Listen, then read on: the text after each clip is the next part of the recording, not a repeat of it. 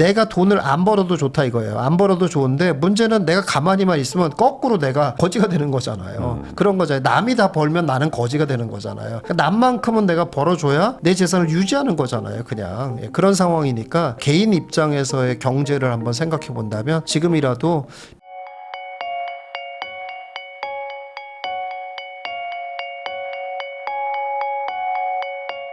부동산 투자 전문가이시죠. 김사부님하고 이야기 나누고 있는데요. 그러면 지금 이제 집을 살까 말까 고민하는 분들이 어쨌든 토호제가 풀릴 수도 있을 거라는 게 지난달만 해도 막 얘기가 있었기 때문에 요거 풀리면 갭 투자든 뭐든 하자 이런 마음이 있었단 말이에요. 네.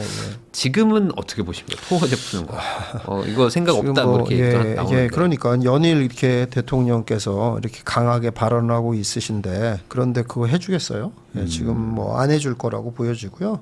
규제는 계속 강화될 가능성이 높다 이렇게 봐야 될 것 같습니다. 근데 그렇게 되면 집값은 떨어질 가능성은 매우 희박하고 설령 낮은 물건이 이제 찍힐 수는 있어요. 찍힐 수는 있는데 그게 본인의 차지가 될 가능성 굉장히 희박하다. 그리고 낮은 물건이 나온다는 것도 고가 시장에서 약간 낮은 물건이 나오는 거지 중저가 아파트 시장에서 낮은 물건 나올 가능성은 더더욱 없다. 이렇게 보여집니다. 그러니 그런 걸 기다리는 거는 적당하지 않아 보입니다. 그러면은 이제 5월 9일 전에 그런 좀 다주택자분들이 좀 덜 똘똘한 하나를 정리할 것이다. 그거 노리고 있는 분들도 있는데 그렇죠. 한 5에서 7억짜리들을 다주택자가 들고 있는 경우도 있잖아요. 네, 그렇죠. 그런 거 몇 개 나오고 나면 끝이다. 그렇죠. 근데 그런 물건들은 나올 수 있어요. 나올 수 있는데 그렇다고 하더라도 그러니까 덜 똘똘한 놈이라는 거는 본인 기준에서 다 틀린 거잖아요. 네. 본인 기준에 다 틀린데 어쨌든 시장 전체적으로 봤을 때는 그런 것들이 중저가 시장이잖아요. 중저가 시장에서는 수요가 굉장히 많습니다. 일단 기본적으로. 네. 수요가 많은 곳에서 나오는 거니까 항상 수요 공급에 의해서 가격이 결정되는 거잖아요. 그래서 본인이 정말 어차피 원래도 안 팔리는 물건이라면은 뭐 당연히 더 싸게 내놔야 되겠지만 그렇지 않은 물건이다라고 하면 기본적으로 내놓으면 수요가 많은데요. 뭐 그럼 뭐 어떻게 낮게 팔려지겠어요?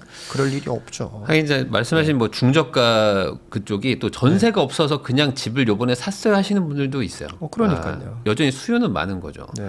지금 그러면은 5월 9일 전에 그나마 매물이 좀 있는 거고 5월 9일 지나면 더 없어진다고 봐야 될까요? 그러니까 상반기가 차라리 사기 매수하기 좋은 시절일까요? 그런 개념으로 보여지지는 않고요. 네. 일단은 뭐 하여간 추세 자체가 강세로 계속 가는 추세이기 때문에 무조건 빨리 사는 게 좋아요. 사실 제가 원래 이런 식으로 잘 얘기하지 않는 사람이 굉장히 보수적으로 얘기하는 사람인데 지금 상황은 그럴 수밖에 없어요. 어차피. 그러니까 정말로 이번 달보다 다음 달이 비싸고 다음 달보다 그 다음 달이 더 비싸고 이런 상황이 될 가능성이 오히려 더 높아요. 그래서 5월 9일로 기점으로 해가지고 거래량만 차이가 있는 거죠. 거래량만 차이가 있는 거지 가격은 계속 비싸질 가능성이 높습니다. 그래서 많은 고민을 안 하고 빠른 판단을 해서 본인의 입장에 맞는 본인의 형편에 맞는 데를 빨리 선택하는 게 굉장히 좋습니다. 그런 분들이 이제 실거주도 해야 되는 토어제에서 어쨌든 최근에는 이제 노원 쪽으로도 많이들 가셨고 뭐 이제 소위 말해 조금 저렴한 그런 데들로 많이 가셨는데 그러다 보니까 꽤 많이 오르는 곳들이 있습니다. 뭐 진짜 노원에 지금 재건축 뭐 추진하는 것들 막 9억에서 갑자기 막 11억 가 있고 막 그러거든요. 한 두 달 만에.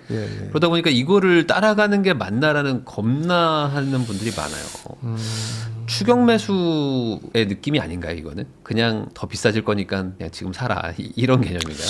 아니요, 그렇게 보기는 좀 어렵죠. 단기 급등. 좀 어려운데요. 그러니까 이제 추격 매수를 해도 되는 물건이냐 아니냐라는 거는 다 뭐 이제 가격이 많이 올랐기 때문에 다 추격 매수라는 말을 쓸 수밖에 없는 그런 상황이잖아요. 네. 대부분의 것들이 가격이 많이 올라서 그래서 추격 매수를 해야 되냐 안 되냐 무슨 기준으로 그럼 추격 매수를 할 수 있는 거 안 할 거 이거 구분할 거냐 이렇게 생각을 하는데 뭐 여러 가지가 얘기가 있을 수 있는데 아주 큰 기준 하나 말씀드리면 이렇게 생각을 하시면 좋을 것 같아요. 이게 가격이 비싸냐 안 비싸냐를 이제 잊어버리시고 뭘 생각하셔야 되냐면 여기가 수요가 많은 곳이냐 안 많은 곳이냐 이 생각을 꼭 먼저 하셔야 될 것 같아요. 그래서 수요가 많은 곳이라면은 추격 매수를 하는 게 맞습니다 지금. 그런데 그러니까 그거는 앞으로를 볼 수 있으면 더 좋고 만약에 앞으로까지는 잘 모른다고 하면 여태까지 되어온 그 지역이 여태까지 되어온 수요가 많은 지역들이 있잖아요. 근데 거기가 늘 수요가 많았고 가격이 강세로 갔던 곳이야. 이렇다고 하면은 추격 매수를 하는 게 맞고요. 그렇지 않은 곳인데 가격이 급등을 했어. 그러면은 거기는 조금 조심해야 되고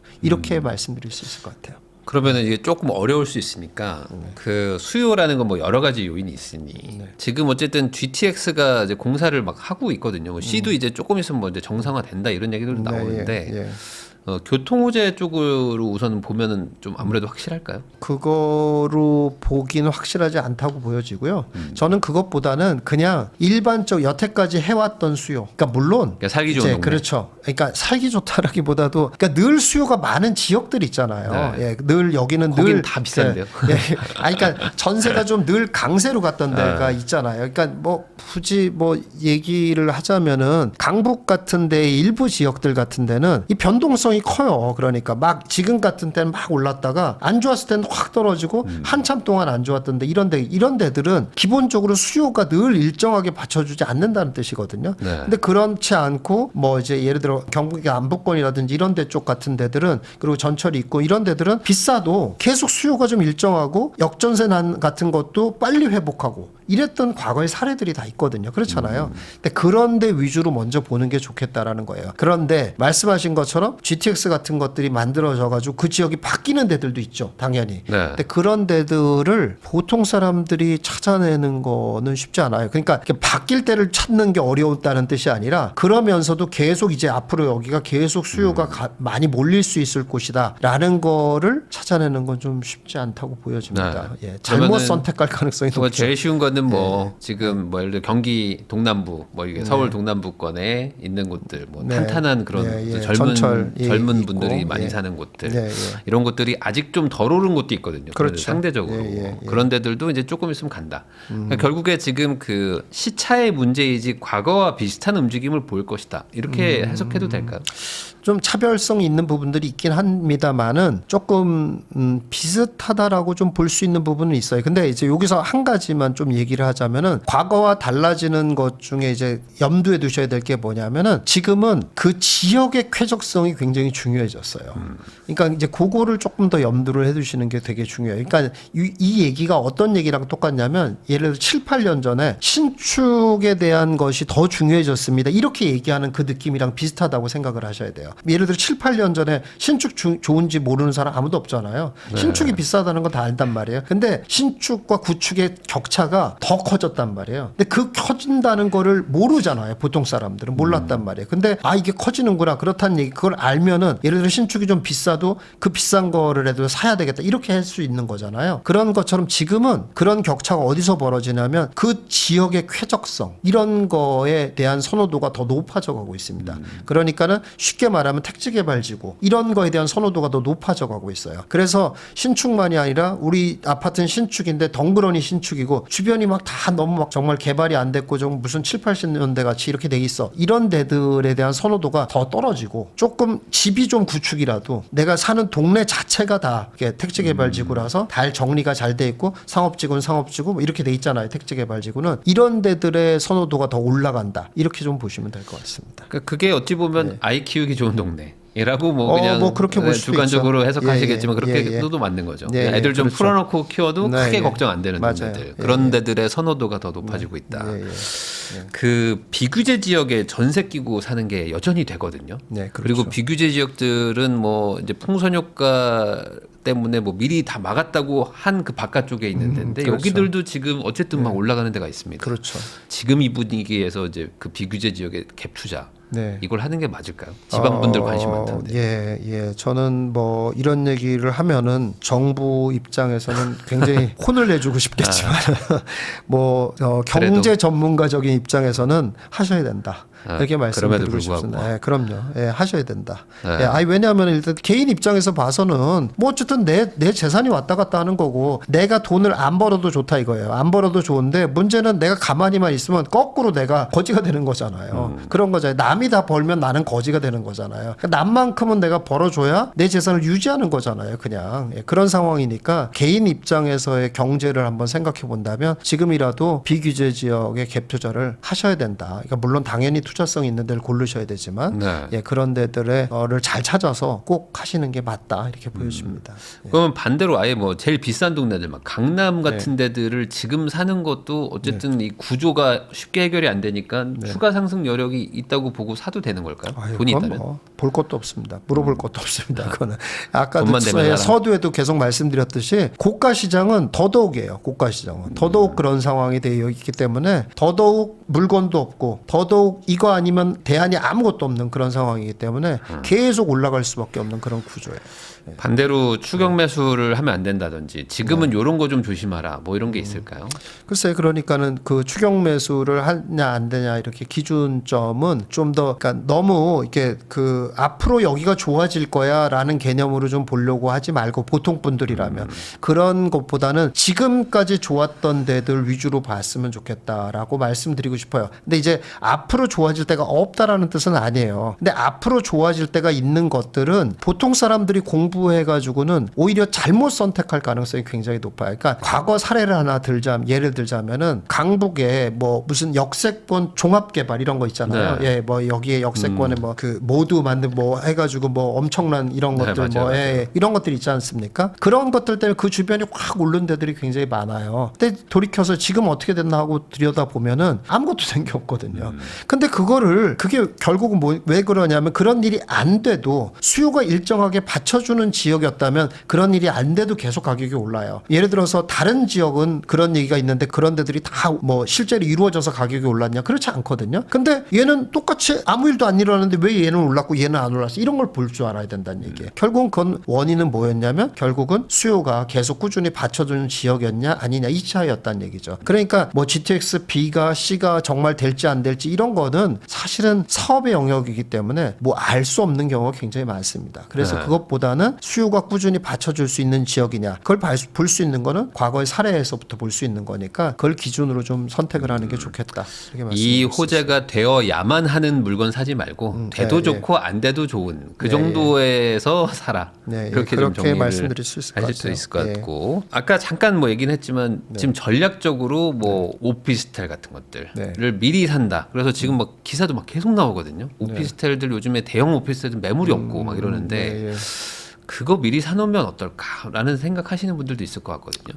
저는 그렇게 생각해요. 지금 이제 말씀하셨던 그런 얘기도 이제 뭐 이제 네. 상담하시는 분들한테 통해서 들으신 얘기일 거잖아요. 근데 그분들도 생각만 하지 행동은 잘 안 할 것 같아요. 근데 나중 가면 또 결국에 오피스텔이 싸게 느껴질 때가 오거든요. 예, 그렇죠. 물론 그렇죠. 근데 뭐 지금 같이 일단 취득세라든지 이런 거에 제한 있는 상황에서는 네.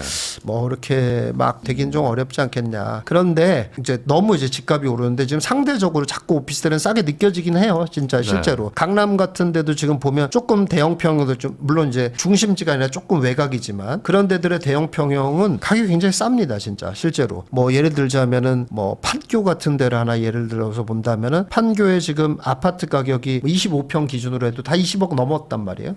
그런데 지금 오피스텔 같은 거 25평 되는 그러니까 실제 평수가 네, 그럼 30평 이제 때는. 이제 34평이잖아요. 네. 근데 이제 25평 되는 거니까 그런 데들이 아직 10억 정도 거의 반값 수준이거든요. 그럼 이제 그게 이제 오피스텔이라도 이 반값인데 이게 어디야라고 이제 매수세가 이제 좀 몰릴 가능성은 있죠. 지금 있기는. 근데 그거를 뭐 미리 사는 게 잘했다 뭐 이런 말은 하기는 조금 어려울 것 같아요. 이거는 그거는. 초보자의 영역은 아니다. 그러면은 다주택자들은 뭐 지금 팔기도 쉽지 않아지는 상황이니까 뭐 그냥 버텨야 될 것 같고 그러면은 이제 무주택자분들은 가능하면 그냥 빨리 사는 게 맞는 것 같고. 네.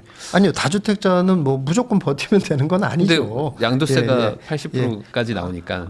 아니 물론 이제 그러니까 안 오른 애들은 그러니까는 뭐 5월 9일 전에 파는 게 좋습니다. 팔수 있으면 다주택자. 팔아라. 그럼요. 팔아야죠. 팔아서 숫자는 좀 줄이는 게 좋아요. 네. 진짜로. 줄이고 근데 이제 저도 이제 상담하시는 분들한테 그런 얘기를 많이 하는데 이걸 팔아서 돈이 생겼잖아요. 그래도 뭐 할 게 없어요. 이제 네. 그러면은 차라리 뭐 버티는 게 낫지 않겠습니까? 이렇게 되는 부분은 있어요. 그러니까 그게 내가 팔아서 얼마의 돈이 생기고 그 그 돈 가지고 뭘 할 수 있는지 없는지가 또 중요하기는 해요. 그래서 그 기준을 좀 보긴 해야 되는데 기본적인 그런 디테일까지 생각하지 않고 기본적인 방향만 얘기하자면은 5월 9일 전에 매도를 해서 개수는 좀 줄이고 뭐 예를 들어 5채라면은 3채, 2채 이렇게 좀 줄이려고 하고 더 좋은 방법은 일단은 한 채로 가는 게 더 좋기는 하죠. 네. 예, 그렇게 할 수 있으면 그러는 게 좋습니다. 그렇게 하는 게 기본적으로. 근데 그게 안 되면은 어쩔 수 없이 이제 가는 거죠.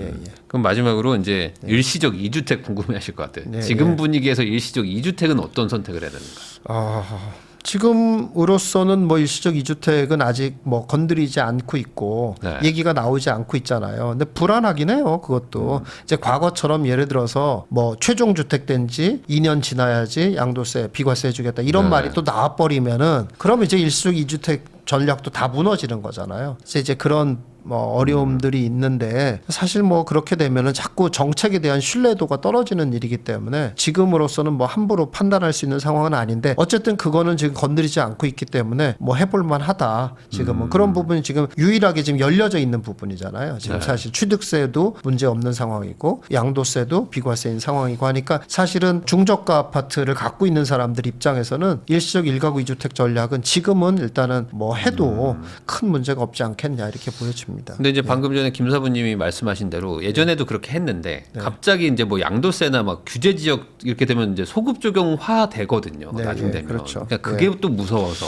근데 아무리 그렇게 된다고 하더라도 그렇게 된다고 한 채는 비과세를 받잖아요. 어쨌거나 그리고 양도세라는 건 어쨌든 간에 언dol에서 내는 거니까. 차익에서 내는 거니까 그렇게 된다고 하더라도 막 내가 아이고 망했다 이렇게 되는 건 아니잖아요. 이게 이득이 좀 줄었다라는 정도지 망하는 상황은 아니니까 안 하는 것보단 나아요 그래도. 예, 그러니까는 하는 게 낫다 이렇게 보여집니다. 만약에 일시적 2주택을 규제를 하는 상황이 왔다면 역설적으로 집값이 많이 올라가 있을 거기 때문에 네, 뭐 그게 그렇죠. 또 크게 봤을 때는 이득일 수 있다. 네.